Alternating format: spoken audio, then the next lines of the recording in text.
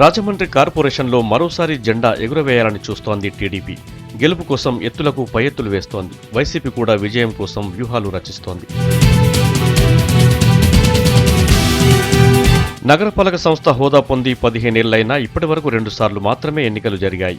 ఈ 2 సార్లు కూడా టీడీపీ మేయర్ పీఠాన్ని దక్కించుకుంది. దీంతో మళ్లీ చరిత్రను పునరావృతం చేయాలని టీడీపీ ఉవ్విళ్లూరుతోంది.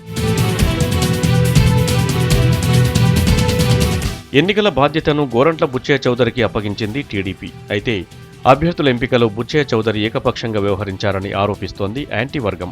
పార్టీ ఆదేశాల మేరకే అభ్యర్థులను సెలెక్ట్ చేశామంటున్నారు బుచ్చయ్య చౌదరి.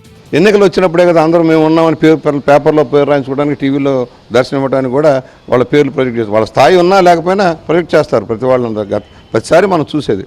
అందువల్ల వాళ్ళ గురించి నేనే ఆలోచన చేయట్లే. నా స్థాయి నాకుంది, నా ఆలోచన నాకుంది. అందువల్ల పార్టీ నిర్ణయం ప్రకారం మేము పోతాం.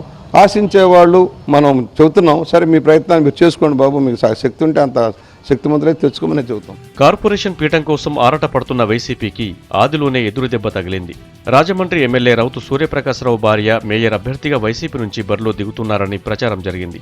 అయితే వైసీపీలోకి రౌతు వెళ్లకపోవడంతో ట్రేడ్ యూనియన్ నేత టీకే విశ్వేశ్వరరెడ్డి భార్యను బరిలోకి దించాలని చూసింది. చివరి నిమిషంలో మేడపాటి షర్మిలారెడ్డిని మేయర్ అభ్యర్థిగా వైసీపీ ఖరారు చేసింది. దీంతో విశ్వేశ్వరరెడ్డి వర్గీయులు పార్టీ ఆఫీస్పై దాడికి దిగారు. రాలేనప్పుడు నాలుగు కష్టపడ్డామని భావం ఉంటుంది. అయితే కార్పొరేషన్ ఎన్నికల్లో కొన్ని ఈక్వేషన్స్, కొన్ని క్యాస్ట్ సమీకరణలు ఉంటాయి.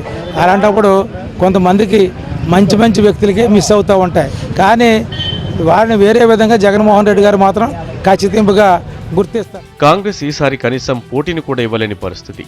రాజమండ్రిలో మొత్తం 50 డివిజన్లుండగా కాంగ్రెస్ 27 డివిజన్లలో మాత్రమే పోటీ చేస్తోంది. దీంతో ప్రధాన పోటీ టీడీపీ వైసీపీ మధ్య జరగనుంది.